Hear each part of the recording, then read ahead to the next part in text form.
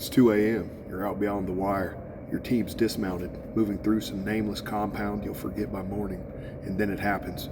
Contact. You're inside grappling distance before you even hear the first shot. Your rifle's jammed between you and another grown man who wants you dead. There's no time for range commands, no time for team-level tactics. Just you, your training, and gravity. And gravity always wins. But the question is, will you win? I'm Jesse Jiu-Jitsu, retired infantry paratrooper, husband, father, combat veteran with deployments to Afghanistan, Iraq, and Syria as late as 2017. And I'm here to tell you something the Army knows, but rarely enforces. If you're in the military, if you're in the Army, it doesn't matter if you're special forces, infantry, or support, you need to be training Jiu-Jitsu and MMA with a particular focus on arm drag takedowns and staying on top of your opponents, period. This isn't just a hobby, it's not a bonus skill, it's not something just for the hula crowd. This is a missing link in our force readiness. But yet somehow, we've convinced ourselves that running another 5K is more important than learning how to fight when your weapon goes down. We've prioritized cardio over combat skills. Now don't get me wrong, cardio matters, but when you're in that compound at 2 a.m. and someone grabs you, your ACFT score is not going to save your life. If you skip combatives, you're skipping 1/3 of your job description. And honestly, you're failing your battle buddies and your country and those that are counting on you to be ready for anything. So why Jiu-Jitsu and MMA? Well, because it's the most repeatable, scalable, and deployable way to build real-world fighting skills and competence. Let me break it down. It's about control during chaos. Jiu-Jitsu teaches you to stay calm in bad positions, whether you're mounted, choked, or trapped. It's not new. You've seen it before. That translates directly to the battlefield. When someone's on top of you trying to hurt you, your heart rate will not spike to 200 BPM because you've been there 100,000 times in training. You get real feedback. You roll, you lose, you adjust, you learn. There's no favoritism, no rank, just truth. A 19-year-old white belt that's training for 6 months, he's probably going to ball you up. You need to get over it. That's humility.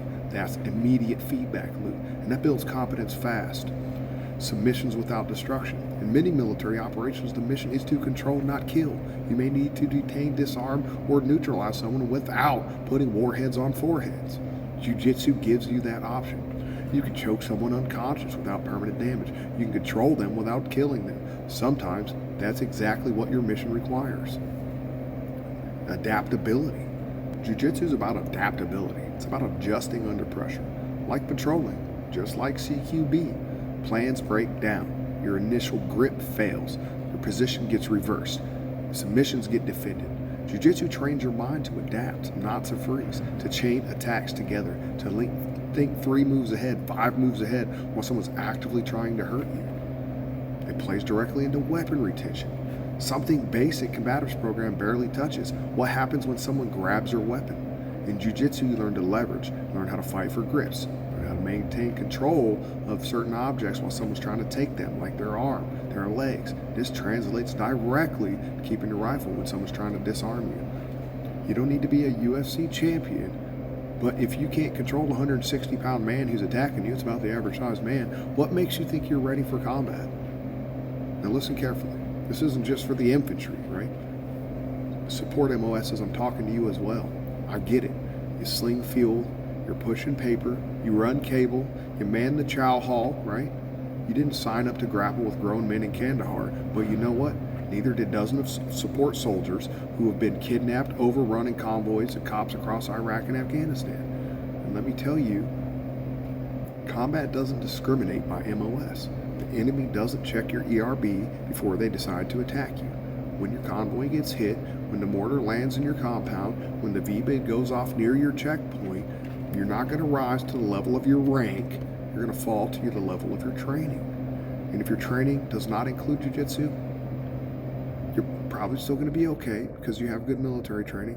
But if it does include Jiu-Jitsu, you're going to be ready under that pressure. If it does include Jiu-Jitsu, then you're going to fall right into the fight, not away from it. Support soldiers often operate in smaller numbers with less backup and more vulnerable positions. You think that makes you safer? Hell no. When you're up there on a retrans site with a fire team of people, that makes this training even more critical for you. Look, somewhere along the way, combatives became optional. I know that we've got the new fitness manual out for the Army since I've retired, maybe because the Army got obsessed with metrics, maybe because command teams care more about ACFT scores than actual fighting skills, maybe because people forgot that our job isn't just reps, it's readiness. But here's what readiness actually means in the real world. Can you fight off your back? Because that's where you're going to end up if someone tackles you or you trip in your kit. Can you escape a mount or a rear naked choke? Because those are the positions your enemy will put you in when they try to kill you. Can you retain your weapon under pressure? Because someone's undoubtedly going to try to take it from you. They're going to want it. Can you control someone without your equipment? Because sometimes your gear fails, it gets damaged, or it's just not accessible. Because if the answer is no to any of these, then I don't care how many push-ups you can do, you're a liability when things go sideways. And good leaders understand that. And here's the thing that really pisses me off. We spend more time training soldiers how to properly fill out a leave form than we do teaching them how to fight without weapons. We'll send a guy to a 2-week course on equipment maintenance, but he can't find time for regular combatives training. We can't get everyone level 1 certified because the Army offers that. And that's backwards, that's dangerous, and that's on leaders to fix. You don't need to be special operations to become harder to kill. You just need to train like your life depends on it, because it may very well depend on it one day. And let's get real about what happens under pressure. You don't rise to the occasion, you'll fall to the lowest level of your training. And if that lowest level is, I watched UFC once, you're gonna be in a lot of trouble. But if your lowest level of training is, I roll, drill, multiple times a week, I'm drilling, I understand positional control, dealing with aggression, learning how to deal with the pressure of someone grabbing onto me and trying to break my posture, regain my posture, right? How to do these certain things. That kind of muscle memory is gold in combat. It's the difference between surviving and not surviving. And the only way to get it is reps, sweat, taps, over and over again. And here's what people don't understand about real violence. It happens fast. It's chaotic. Your fine motor skills go out the window. You can't think your way through it. You can only rely on what you've trained. So much that it's automatic. It becomes a battle drill. Collective action is performed without thought. And that's what jiu-jitsu needs to become for you. When your hands are shaking and your gross motor movements go out the window, everything's gonna be based on leverage and positioning, not speed and strength, right? They're gonna play a role, but we need a cultural reset. We need team leaders and squad leaders dragging guys to the mats instead of another 6-mile run. That's all we see out here. There's kids just running every day. That's not the only thing they need. We need company commanders posting combatives PT 2 times a week, right? Not just jogging and logging miles. That doesn't translate to combat effectiveness, right? We need battalion commanders who see combatives as readiness requirements, not a liability or an afterthought, who understands what a soldier who could fight is a force multiplier. Like, everyone needs to understand that. I've seen units where first sergeants train jiu-jitsu, and guess what? His whole company trains, because culture flows downhill. When leadership prioritizes something, soldiers prioritize it. But I've also seen units where combatives is treated like a joke, where soldiers get hurt training and leadership decides it's too risky, where the focus is on not getting anyone injured rather than preparing your unit for war. That's the wrong mindset. That's a loser mindset. War is risky. Combat is dangerous. Training that prepares you for war should reflect that reality. Jiu-jitsu isn't just for the hooas. It's for anyone who wears a uniform. Could get hands laid on them tomorrow.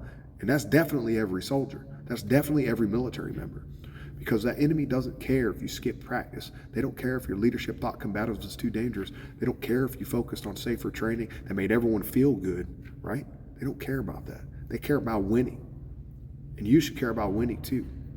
And if you're not prepared to fight them with everything you've got, literal hand, tooth, and nail, including bare hands when necessary, then they're gonna win.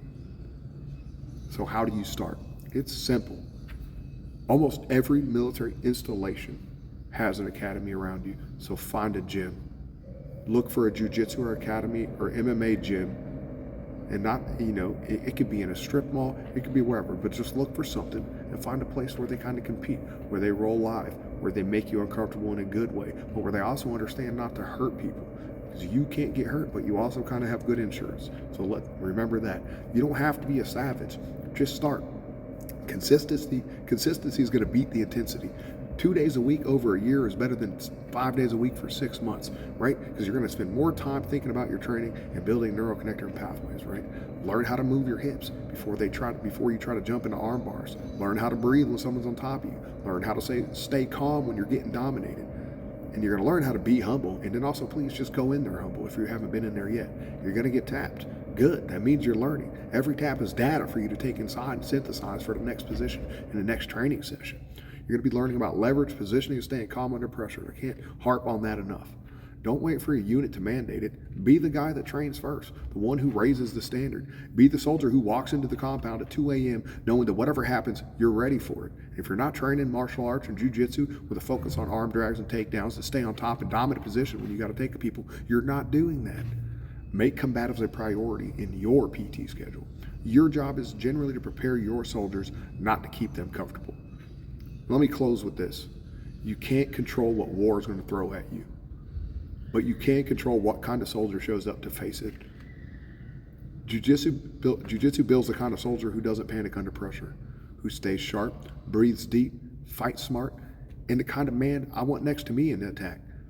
That's the kind of leader I trust in a dark alley in Helmand Province. That's the kind of warrior our army needs more of. The enemy is training. They're getting stronger, smarter, more dangerous. They're studying our tactics, our equipment, our weaknesses. And one of our biggest weaknesses is that we've forgotten how to fight. When all this technology fails, you can keep pretending that maxing your ACFT is going to make you dangerous. You can keep running the same routes, doing the same exercises, and checking the same boxes. Or you can get on the mats and prove it. Because the mats don't lie.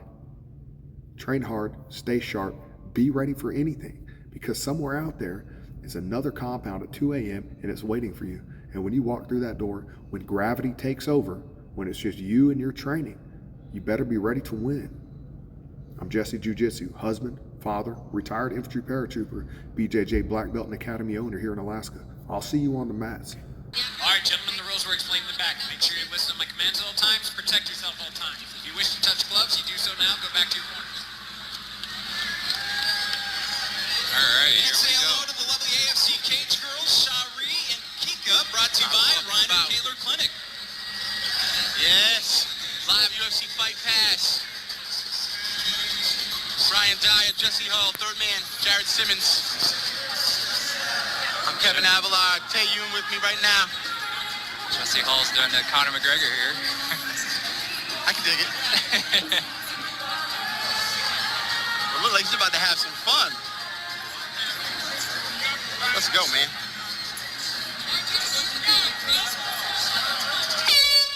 All right. To the center they go. And circle. Pulling out that left jab there. All right, they're filling each other out. I could tell they got good footwork. They're keeping the distance.